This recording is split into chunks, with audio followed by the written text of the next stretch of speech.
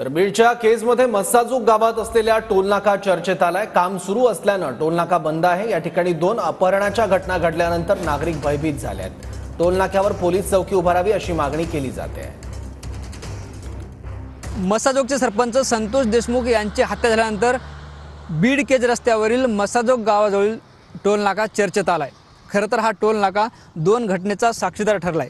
सुरुवातीला 28 मे रोजी आरोपी रमेश गुल्ले यांनी आवादा कंपनीचे मॅनेजर सुनील शिंदे यांचं याच टोलनाक्यावरून अपहरण केलं होतं।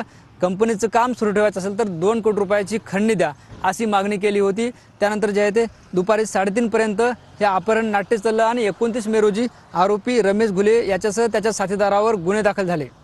मात्र याच प्रकरणात पुढे जाऊन 6 डिसेंबर रोजी आरोपी सुदर्शन घुले व त्याच्या साथीदाराने आवादा कंपनीच्या मॅनेजरला खंडणी मागितली। त्यावेळी जे आहे ते मस्साजोगचे सरपंच संतोष देशमुख यांनी हस्तक्षेप केला आणि 9 डिसेंबर रोजी जे आहे ते मस्साजोगचे सरपंच संतोष देशमुख यांचं साधारणपणे दुपारी 3 वाजता याच टोल नाक्यावरून अपहरण करण्यात आलं।